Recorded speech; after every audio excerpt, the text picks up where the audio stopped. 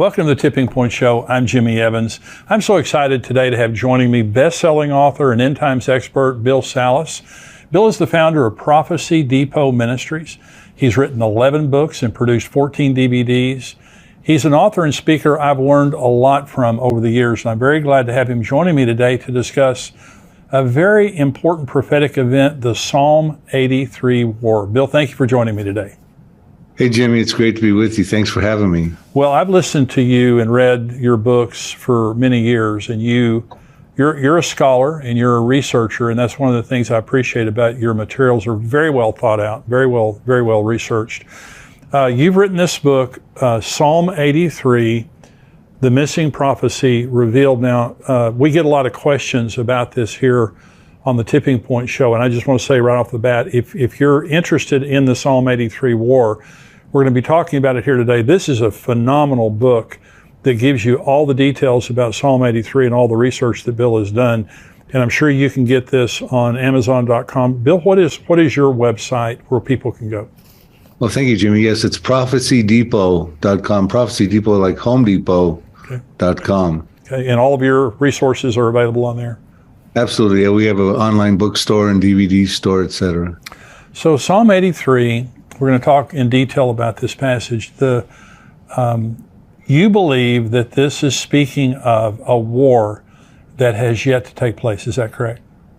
Well, I do. That's what I teach. I believe it is actually the climactic concluding war that ends the Arab-Israeli conflict.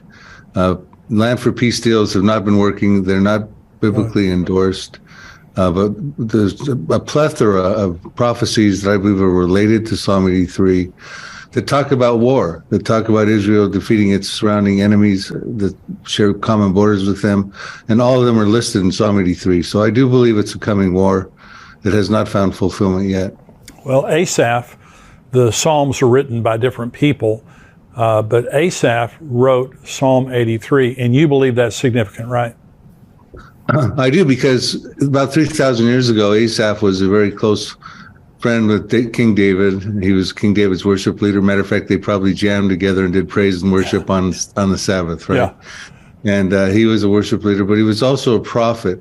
And at a time when the Jews were living large in the land, he's the anointed King David. They were going to build their temple. The reason they were living large in the land, we find out in 1 Chronicles 18 that David had conquered Philistia, which is where the Hamas are in the Gaza. Right. They'd conquered Edom and Moab and Ammon. That's in modern-day Jordan today. We'll put a face on those modern-day equivalents today. They conquered up into Syria, and ancient Assyria. And then all of a sudden, Asaph comes out with this futuristic foretelling about the very countries and populations, territories and populations that David had just conquered, and said, by the way, they're going to form a confederacy and try to wipe the nation of Israel off the map. The name of Israel will be remembered no more. So it was very peculiar that at that time he would come out with that prophecy.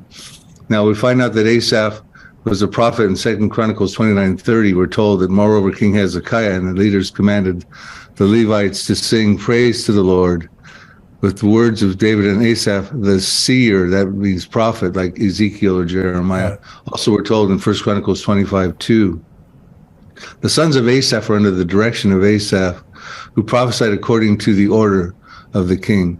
So he is a prophet, and he wrote 12 Psalms, Psalm 50 through Psalm 73 through Psalm 83. The most prophetic of them is Psalm 83, and then secondarily would be Psalm 50. So I look at this as a very relative prophecy for our time, Jimmy. So what is the plot? Because these are nations that immediately surround. Asaph is prophesying that basically the nations immediately surrounding Israel are going to try to snuff them out. Now, you can see that hatching as we speak. But so you believe that these nations exist, and do they have the motive? What's the plot behind all this?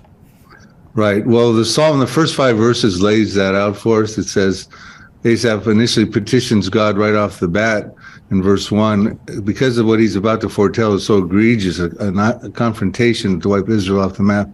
He says to God, do not keep silent. Do not hold your peace and do not be still, O God. He's saying to God, listen, Do not keep silent. You have to have a response to what's about to happen. Do not hold your peace. You got to be ready for war and do not be still. You got to intervene. You got to be involved. And I point out in the Psalm 83 book and other prophecies that the Lord does intervene, and he empowers the Israeli Defense Forces, who exist in fulfillment of biblical prophecy today, to wage and win the war against the Psalm 83 countries. And it goes on to say that your enemies make a tumult, and those who hate you have lifted up their head. They have taken crafty counsel against your people, that would be Israel, the Jews, and against your sheltered ones. And they have said, come and let us cut them off from being a nation, that the name of Israel may be remembered no more.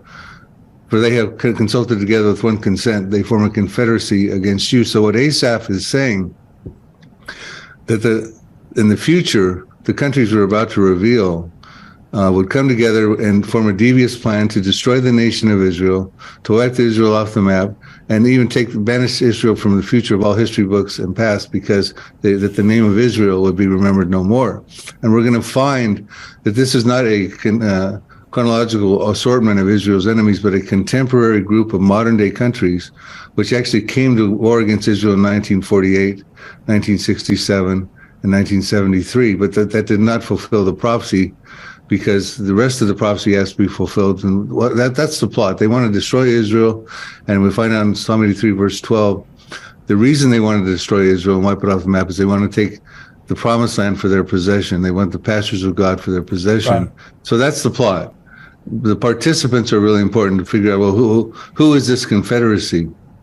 And we find out in Psalm 83, verses 6 to 8, who they are. And of course, he talks about them in their ancient names: Moabites, Ammonites, Edomites, gigabytes, megabytes. Although they didn't have gigabytes and megabytes back then. Right? So we had, in the Psalm 83 book, we put forward faces and maps as to who they are. But he says right in the beginning, he goes, the tents of Edom, there's 10-member population, and the tents of Edom is the lead participant. He says the Ishmaelites, that would be Saudi Arabia. I'll tell you who the tents of Edom are in just a minute, in my estimation. Okay. Moab, that would be central Jordan. The Hagarenes, that would be Egypt. Gebal, that'd be Lebanon. Ammon, that would be northern Jordan. Amalek would be down in the Sinai. Philistia, that's where the Hamas are in the Gaza. And the inhabitants of Tyre, so he's listed two populations so far in a habitation condition: the tents of Edom and the inhabitants of Tyre. Tyre would be in Lebanon, and that's where the Hezbollah hail from right now.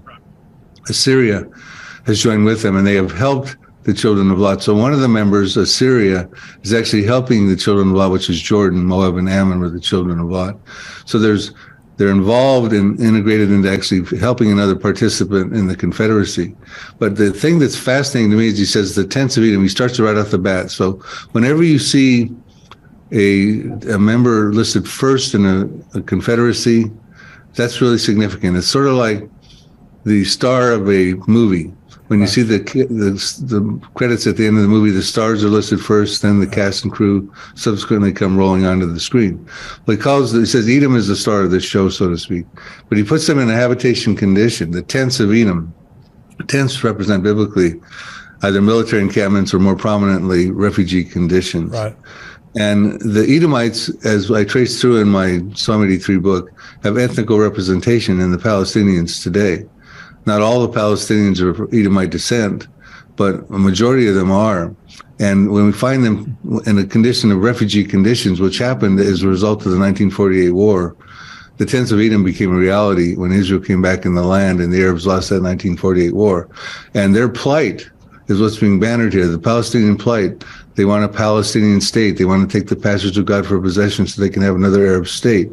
And of course, we see that there's our presidents and the international community is trying to broker two-state solutions, etc. So I think we're watching this unfold in living color in modern times, Jimmy. Well, you know, Bill, right now the United Nations had a select committee last week recommend that Israel be tried in an international criminal court at The Hague for their occupation of Palestine, Palestinian lands, beginning in 1967. This goes back to the invasion in 1967. And so this is a committee, but if the United Nations passes this and they end up going to International Criminal Court, of course, Israel's not going to recommend whatever they do, but it could be the first step toward an invasion. So How do you see this all coming out? I mean, we know that God's going to supernaturally give the IDF the ability to protect Israel. How do you believe this thing is going to take place, and what do we see right now that's leading toward that? Well, if you want my speculative scenario about what's on my radar screen, Jimmy, I would say basically what we're going to see happen is a sequence of events, prophetic events. One thing's going to happen probably in the near future, and it's going to lead to a succession of events on the heels of that event. And my suspicion is that Israel is going to strike Iran.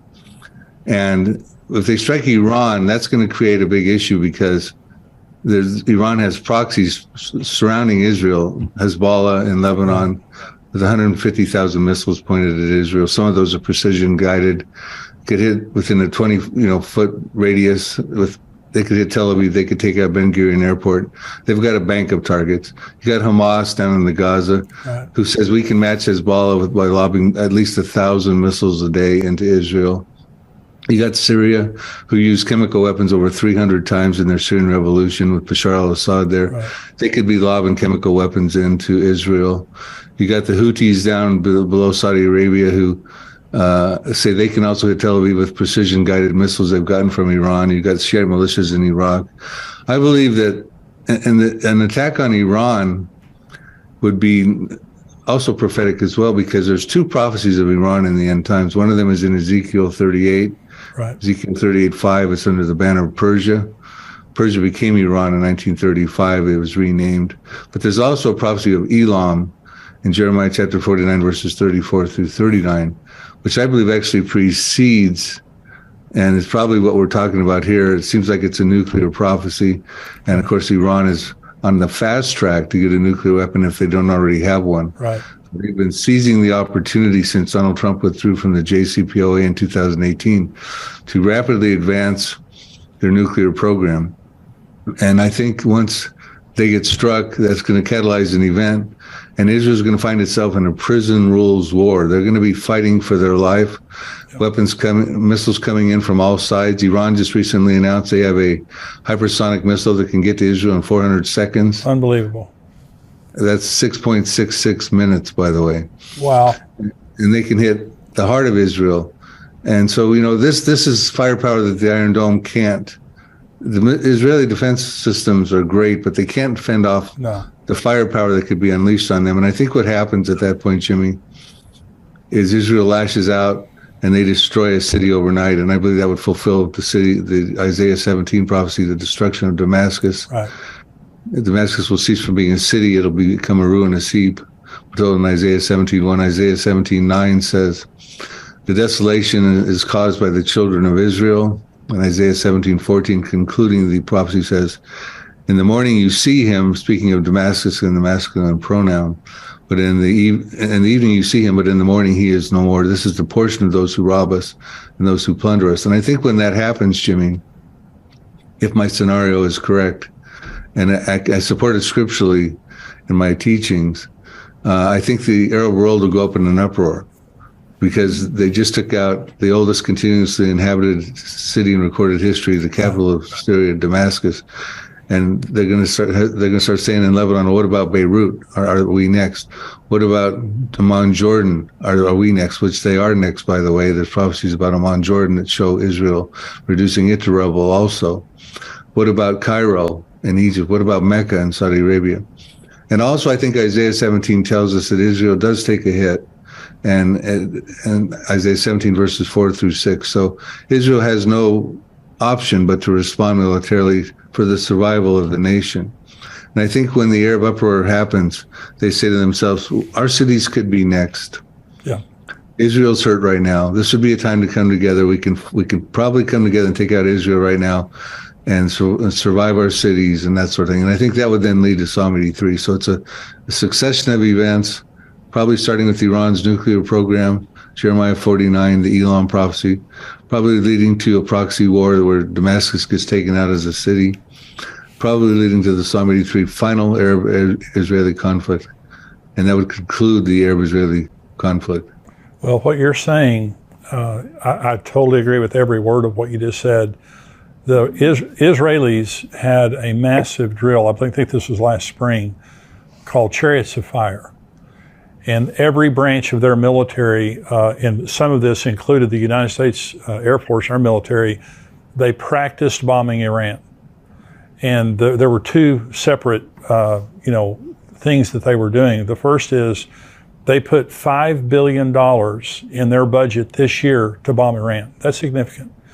The second thing is, once they bomb Iran, the second part of Chariots of Fire was protecting their boundaries after they finished, because they know exactly what you just said is going to happen. So this is not a fairy tale. This is happening. I mean, the Israelis are considering this right now. Another significant thing is Benjamin Netanyahu just got elected prime minister. And so we have a very ultra right-wing government now, the newly elected government there in Israel. And if anyone would strike Iran preemptively, it would be Benjamin Netanyahu. But what you were saying, Bill, a new part of this equation that's just, to me, just a couple of weeks old, is the hypersonic missile. That Iran begins to brag about being able to strike in 400 seconds. That's like waving a red flag in front of a bull. When you say that to Israel, they're already on edge. But when they have to consider 6.666, that they have to consider that type of strike, they have to, at some point, preemptively strike Iran. So I completely agree with what you just said. Now let's talk about how does Israel, what does God do, according to Psalm 83, that gives the Israeli Defense Forces the ability to supernaturally defend their nation? Well, it's interesting because the prophecy goes on. See, some people think, first of all, I want to add a couple of things to what you just said, because what you just said was very telling. And there's a part 3 in that Chariots of Fire drill that Israel did also, and they were preparing for casualties that would come upon them inside of the country, aware of the fact that with the kind of firepower that could be launched against them, that they would likely experience casualties, especially concerns about chemical weapons and things like that coming through. Now, to get back to your question, Asaph, some people think that Psalm 83 was fulfilled in 1948, the War of 1948, the War of Independence, because the countries we listed that were, again, we're going to go through those that were in Psalm 83, verses 6 to 8. You had Lebanon, Syria, Iraq, Jordan, Saudi Arabia, Egypt. The Palestinians would be there as the tents of Edom. You'd have the Gaza would be where the Hamas are today. Hezbollah is up in Lebanon.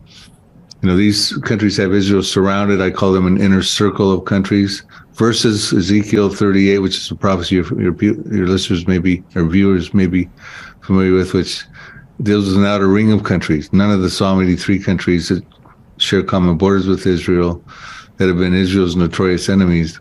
Right. None of them are in Ezekiel 38. I believe that's because they're dealt with prior in Psalm 83. Because why wouldn't they be? Why wouldn't they be in Ezekiel 38 when you have Iran involved, and Iran has its proxies? And the Ezekiel 38, if they're familiar with that prophecy, your viewers, Russia's coming down with Turkey, Iran, and the coalition of 9 to the uttermost parts of the north, into the mountains of Israel from the north. And they'd have to go through Lebanon, where the Hezbollah is. Why would Hezbollah not be involved?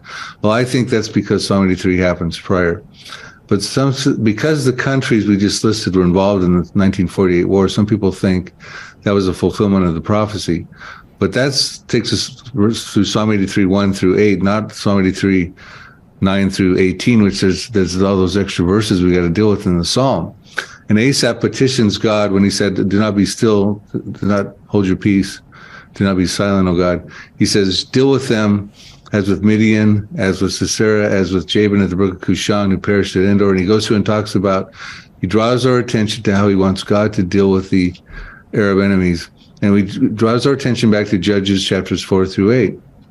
And there's historical precedent where God at that time, through the Deborah, Judges 4 and 5, the prophetess, the Canaanites had oppressed Israel for 20 years. She got her general Barak, and they went and defeated the Canaanites. They killed the king Jabin.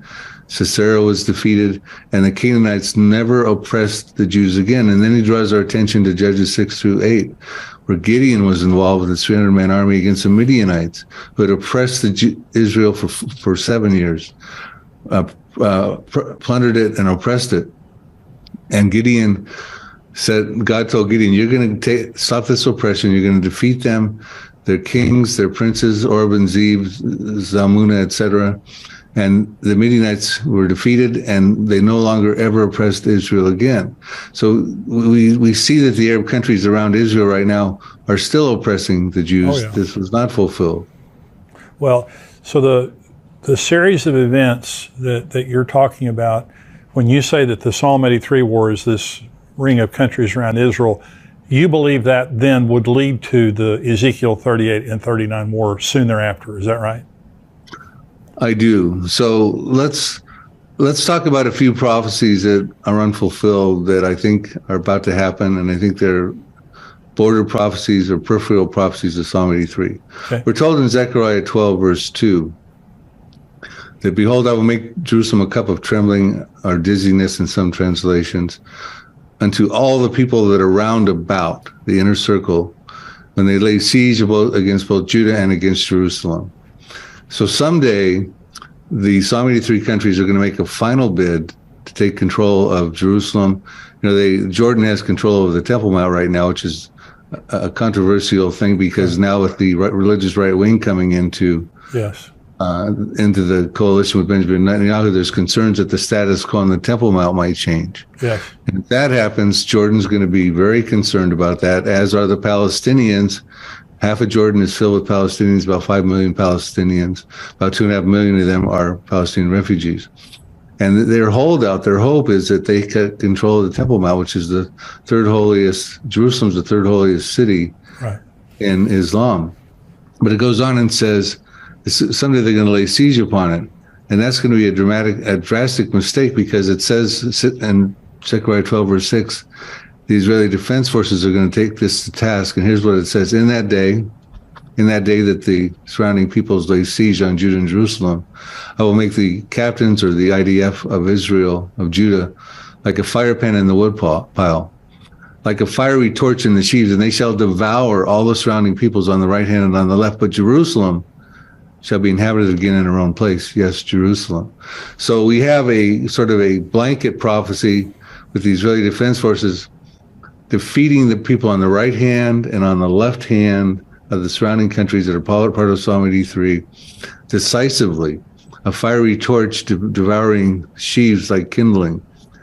I mean, there's no shortage of prophecies I put forward in the book about the Israeli Defense Forces winning wars. Here's one right here. So I told you that Jordan will be concerned if they see Damascus go up in smoke. Okay. Well, they should be, because, and remember, Jordan has a fragile peace treaty with Israel right now. It's going to be threatened when the status quo changes on the Temple Mount. And we know the status quo is going to change on the Temple Mount someday, because the Jews will build a third temple. And that means they can't have the status quo the way it is right now. Right now, the Jews can't even go up and pray on the Temple Mount. They're not supposed to. So things are going to change eventually, and I believe that eventually is probably soon, maybe even in 2023. But so Jordan, it says here about Jordan, you don't find the peace treaty in these next two prophecies I'm going to tell you. And Jordan is listed in Psalm 83. Jeremiah 49, verse 2.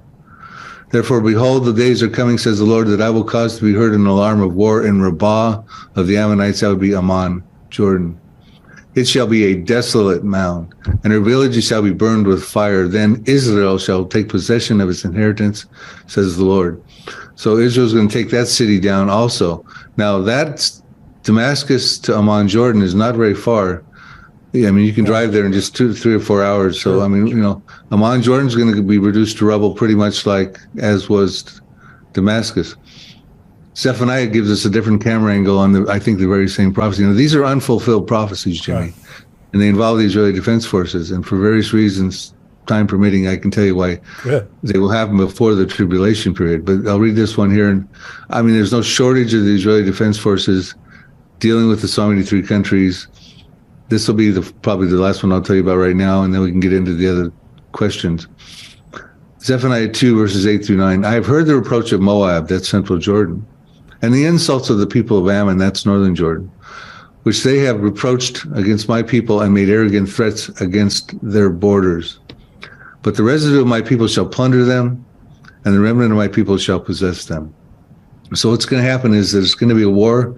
Israel's going to start annexing territory. They're going to take over. I can show you all the different scriptures. They're going to take over, in my estimation, all of Jordan. Wow. And when Israel wins wars, they have a history of annexing territory. Joshua did it 3,300 years ago in the land of Canaan. King David and King Solomon did it 3,000 years ago. Israel did it in the 1967 war. They feel it's part of the promised land. It increases the defensibility of their borders. And when countries win wars, they often take over territory. Right. So, I mean, these are prophecies talking about Israel possessing Jordan, plundering and winning wars, taking out Damascus, taking out Amman, Jordan. I can get into the ones about Lebanon. I can get into the ones about Egypt and all that too. But, you know, I think your viewers get the drift. Well, and like you said, I don't think it's a matter of if, when Israel strikes Iran, because you were talking about Elam, and Elam is it's there in Iran, but it's also the nuclear area of Iran, where they have a lot of nuclear installations there.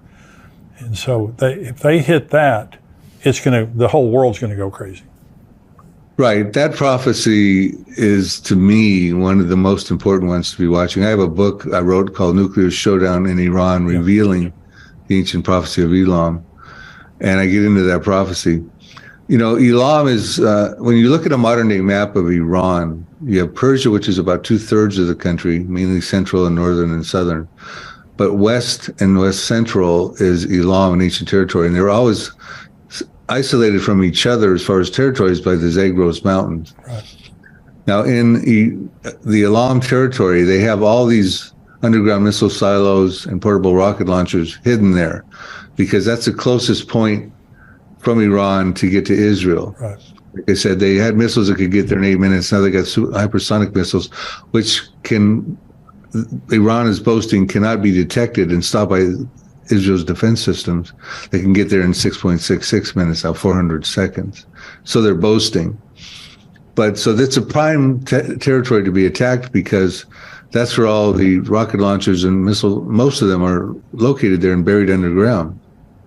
Also, you have the Bushehr nuclear reactor there, which is the crown jewel of Iran's nuclear program. That is Bushehr 1, it's right in the Elam territory. It's a nuclear disaster waiting to happen. It's built on 3 tectonic plates. Wow. And they've had earthquakes there. There's concerns about that. The Arabs across the Gulf, who are rich in oil but are poor in water, they have 2/3 of the world's desalinization plants over there in the GCC countries of Kuwait, Oman, Bahrain, UAE, Saudi Arabia, Qatar. They're very concerned about that disaster that could happen, whether it's an earthquake or an attack, because they've done a study after an earthquake. I think it was in 2013. They reported that due to wind patterns, that within, I think, 24 hours or so, they said, and I wish I had the quote in front of me, but 40% to 100% of the populations could be hurt, devastated, because of the wind patterns and the nuclear fallout coming across the Gulf. Wow. They said that only 10% of Tehran could be hurt because of those Zagros Mountains. The fallout would be blocked by those mountains. So, you know, we're talking about dynamics now that you're not hearing on the mainstream media or the censored social networks. Right. This is a biblical narrative and prophetic perspective. Well, it's fascinating. Now, you believe that the Psalm 83 war is pre-tribulation, right? I do. And so let's talk about the Antichrist for just a minute, because the Antichrist is going to take the world stage then after the Psalm 83 war, and I also believe after Ezekiel 38 and 39. I believe those pretty much coincide. So the Antichrist is going to take opportunity, kind of like after the Holocaust, and the world has sympathy for Israel. Do you think that's what's going to happen after God takes the glory for this? I do, and I concur with you. I think there's sound reasons, especially with Psalm 83 and also with Ezekiel 38, to make them both pre-tribulation. I think there's sound reasons to sequence them Psalm 83 first, which enables Israel to dwell securely tear down the walls that they have on the borders around them. They've got walls to the north with Lebanon. They got a partition wall that's 400 plus miles in the middle of Israel that separates Palestinian terror from Israel proper. They got walls down around the Gaza. They got walls around Egypt separating. They got walls separating Jordan. And Ezekiel 38 talks about a time when Israel will dwell securely in the midst of the land without walls, bars, nor gates, and receive of great plunder and booty, because that's what Russia comes after. And I don't think that Israel exists just yet, but it can exist when the people round about Israel that are going to lay siege upon Judah and Jerusalem are defeated. And so I see Psalm 83 happening, and I could explain why both of these prophecies, but especially Psalm 83, which involves the Israeli Defense Forces. Ezekiel 38 does not involve the Israeli Defense Force. That's right. God stops that supernaturally with an earthquake. The enemies who speak foreign languages will start killing each other. They'll panic. There'll be fire, great hailstones, flooding rains. Right. And God takes the glory for that. It says in Ezekiel 39:7, after that happens, I will make my holy name known in the midst of my people Israel. They shall not profane my holy name anymore. The nation shall know I am the Lord, the Holy One in Israel, which required two things. He said, my people Israel. Okay, well, that means the Jews couldn't have been destroyed in the Holocaust. They had to be brought back into the land. Right. And that means the Psalm 83 Arabs can't destroy them also, because God has plans to make his holy name known through his people Israel. And they will say that the Holy One in Israel, meaning there had to be a land of Israel. The Arabs can't be successful in Psalm 83 and take the pastures of God. Now, when it says the nation shall know I am the Lord, I think it should be quite certain that the world is going to go, that was the God of the Jews. Now, that doesn't mean that they come to a salvation knowledge. Yeah. It would be nice if everyone in the world and all the Jews jumped on the Jesus train, but I don't believe that's what's being said there. God is saying, look, and I think the timing is critical. Before the tribulation, before the Antichrist comes on the scene, God's saying, look, I'm the God who upholds the Abrahamic covenant. I'm the God who keeps the promises to the believers in Jesus Christ. Now you can choose me now, and look what I've just did. I've defended my Abrahamic covenant. I've kept my people Israel in the land. I've kept the promised land intact. I've stood behind it. My covenants to Abraham 4,000 years ago, because pretty soon you can have on the nearby horizon a guy coming on, a charismatic world leader who's going to force you to worship him. So I want you guys to have the clear, clean choice now before that happens. Also, the other reason I don't think the church is here necessarily for Ezekiel 38 is because 3 times in Ezekiel 38, God calls the Jews my people Israel. Really not a place for the church in that prophecy, so to speak. The Israeli Defense Forces winning wars against the Arabs, there's a timing sequence we can figure out on that, because they're not going to be fighting in the tribulation period. We've already ruled out they're not fighting Ezekiel 38, which could be just before the tribulation period. But they're not going to be fighting the tribulation period, because if you break the tribulation period down into its 2 compartments, you have a first half of 3.5 years, you have a second half of 3.5 years. And the first half, 3.5 years, Israel's feeling like they're living at peace because they've been involved in a covenant. It's a false covenant. It's a pseudo peace because it's going to be broken in the mid part of the tribulation. But they're not going to be fighting wars against Arabs at that point. They're feeling like they're dwelling at peace. They got their temple built. They're doing sacrifices and offerings. And they're not going to be waging wars against the Arabs. As a matter of fact, they can't even stop the Antichrist at the mid part of the tribulation, right in the middle there, from going into the temple and stopping the sacrifices and offerings in fulfillment of Daniel 9:27.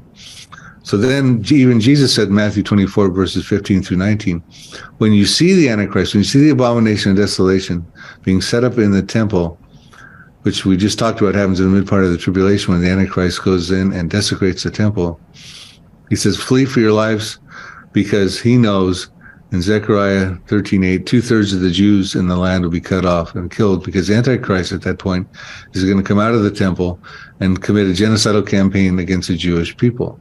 So the Jews are going to be fleeing for their lives in the second half. If anything, they're going to pick up a weapon on their way out and use it, not burn it for fuel or convert it to energy. Because, and they certainly won't be fighting Arabs at that point either. Right. The wars with the IDF, and there's numerous ones, in fulfillment of Bible prophecy, I put those before the tribulation for those very purposes. I think that makes perfect sense. Bill, I want to thank you for joining me today. Now, let me say again, your book, Psalm 83. Now, Bill has lots of end times books. Psalm 83, The Missing Prophecy Revealed, and there's so much in this book, and you've hit the highlights here. Anything else you want to add to that, Bill? I just recently completed a Here to Eternity series, which goes from the now prophecies that could happen at the present time to the next prophecies that have some minor preconditions, to the last prophecies which happen in the first half of the tribulation, to the final prophecies which happen in the second half of the tribulation, to the millennium and the New Jerusalem. So we now have materials available through books and DVDs, a series that can take the reader from now on and through the tribulation on into forever. And of course, I personally am a preacher, rapture believer, so I don't believe every believer right now is going through the tribulation, but there will be many people who get saved in the tribulation period. We find that out in numerous verses. So we have materials even that can be passed on to them, so they'll know what's coming and how to survive that treacherous period. But I would say in closing, Jimmy, and again, thank you for having me on your program. I think we need to realize that we're about at a time right now where Benjamin Netanyahu has to take action. Iran has got missiles now that can get to Israel in 6 minutes. They've got a nuclear program that is almost probably, if not already, has a nuclear weapon. Right. They want to wipe Israel off the map. They've made that clear. Ayatollah Khomeini has said on numerous times, Israel is a cancerous tumor. His generals have said we want to take them off the global map. The proxies around Israel are hating Israel.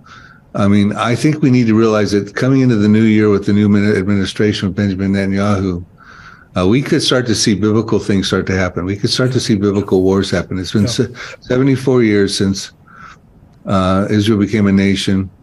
That was the last major fulfillment of biblical prophecies, but I think we got some coming right around the corner, Jimmy. That's exciting. It really is. Well, Bill mentioned his books. I have all of your books.